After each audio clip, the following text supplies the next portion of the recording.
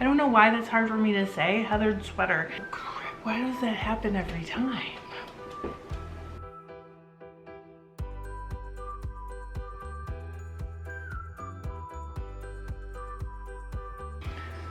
Welcome to FiberLoveDiary. I'm Trish, and this is the channel where I journal the stuff I'm doing with fiber. So I also answer questions, and I get to see other people's projects, and I get to interact with people that are watching, and it's super cool.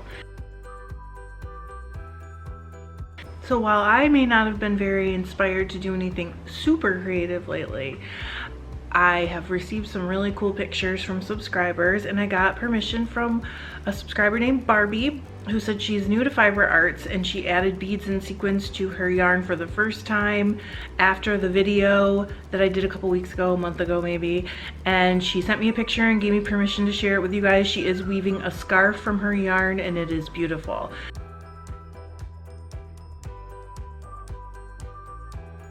And I'm actually gonna link to her Instagram post because that has a bunch of pictures and then you can see all of them because they're awesome. If you watched my last video, you saw that I don't know what month of the year it is. That's not actually new, but I don't think it's happened to you guys before. I've said wrong things, but I don't think I completely lost a whole month before. Just to be clear, the prize winner for last month won the April prize. And I want to announce we're having a May prize. So I ordered this, gosh, probably like 2 months ago. And it is another bat from Treasures of Hoggett Jewelry. I got 2 and I knew that I was going to put them both out as prizes because they are completely different to my style, but I still love them. And I think I might make the bat next month, but we'll see. So this is our May 2019 prize. I am untying it because I am unprepared as usual.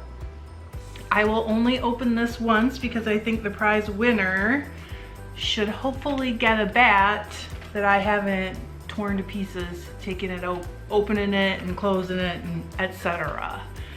So the name of this bat is Buzzy Flowers. It's inspired by spring.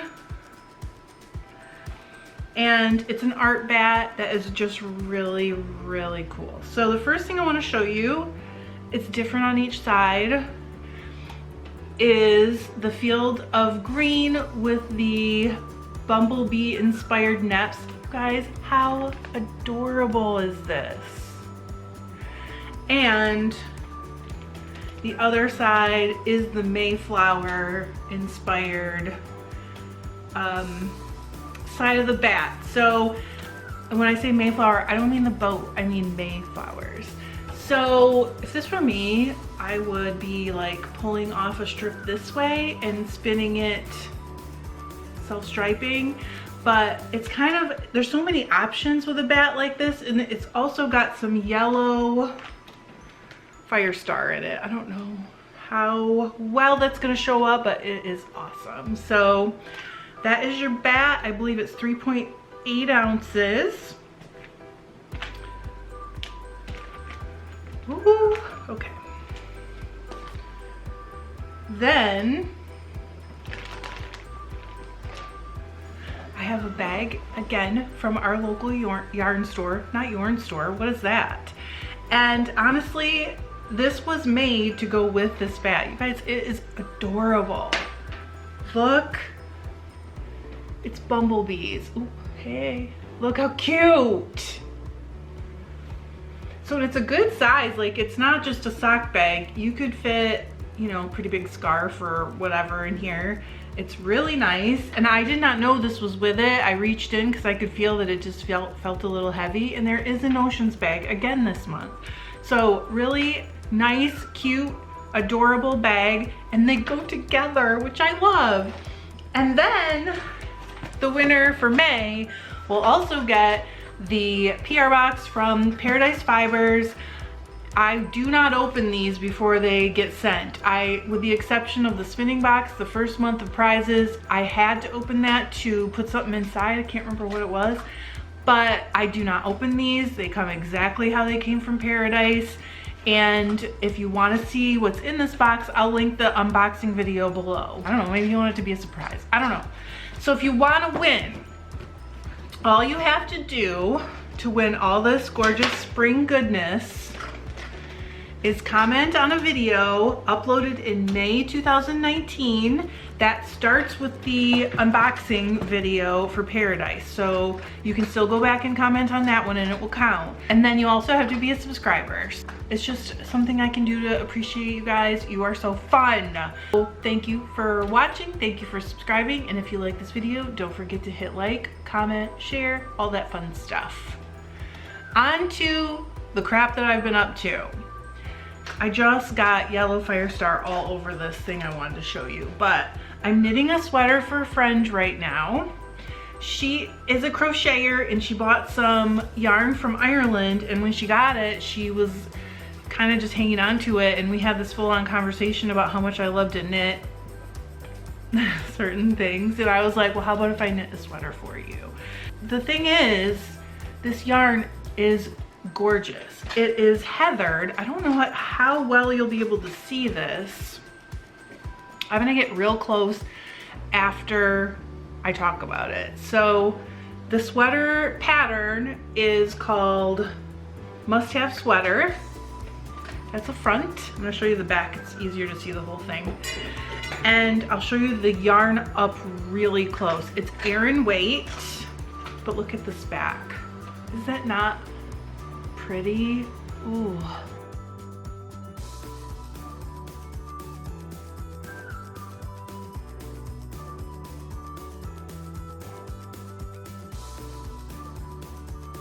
Okay, so you can really see that this yarn is heathered. And I am a huge fan of heathers. I love just the depth that you get when you mix different colors. And I have bought a lot of them in my time. You guys know that I am a bit of a stasher. I was in love with this colorway. As I'm knitting, I'm just like in love with it. So I decided while my husband was gone on a fishing trip with his brother that I would dye some wool in my possession already. I didn't buy anything for this, guys. When he left, I had just finished washing a fleece that was a Lincoln Targhee blend. Let me back up a little. I'm part of this Facebook group called Raw Wool for Sale or Raw Fleece for Sale. And I saw someone else post that she was looking for a Targhee fleece, and I had been I had been looking for one myself. And I might have searched for it, probably I searched for it, let's just be real.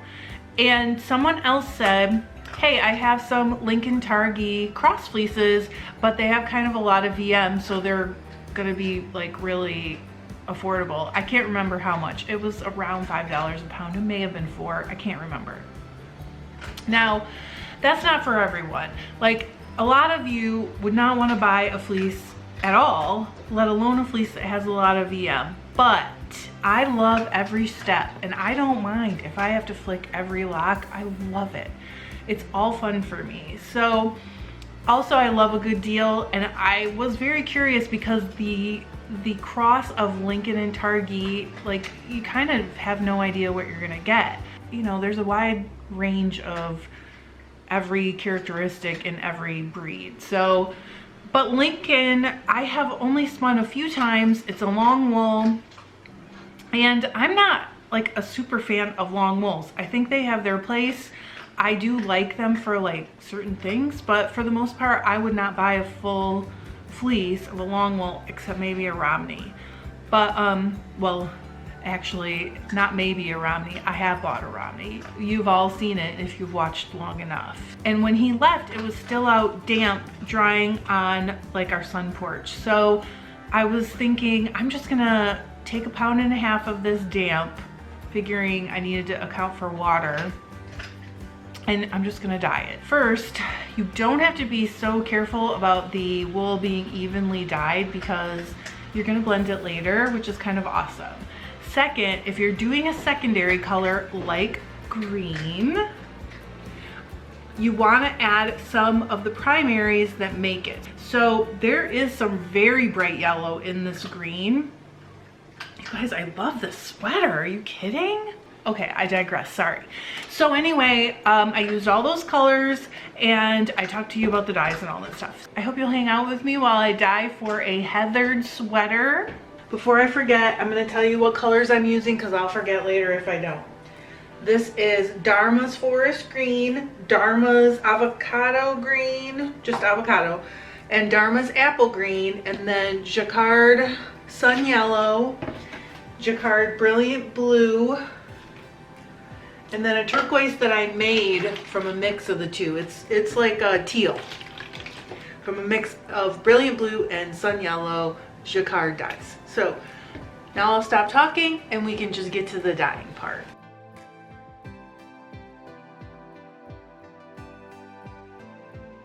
I've already been soaking in a solution of about a quarter cup of vinegar to a gallon of warm water, and it is just lukewarm, so I'm not worried about felting, and they didn't felt, so I think I was fine.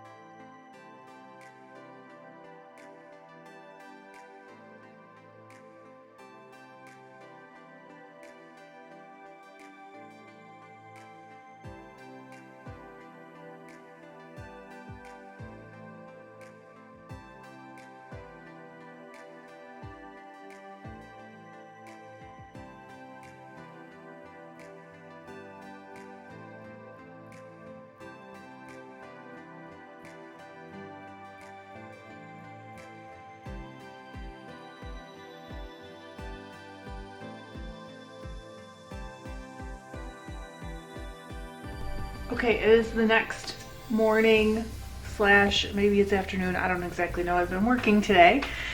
And I've talked about this before. Let me get the lights. A lot of times, especially with blue, it takes a long time to strike. It takes a long time to strike. So I've done this before and I've talked about it before, but a lot of times, particularly with blue, but really I try with all colors, to leave my stuff to cool off completely by itself just over time, like not try to force it or rush it, because when I do that it seems like I get full dye exhaustion. Can you guys see there's water in here? It's clear as can be. And when I turned the heat off on this, it still had a lot of color in the water. So I try to do that anytime I possibly can. This one I added dye to, and I'm nervous because maybe it's not fully exhausted. I'm gonna switch it. Okay. So let's check it, because it looks dark in the corners, but I can't tell. Ooh, all right, cool. Can you see? I don't know if you, there's water in there, and it is definitely clear. I was nervous because I used a lot more dye, and then I heated again and just let it cool off naturally. So I'm gonna dump this outside and like roll it in some towels now that it's fully cool. It's room temperature, and let it dry.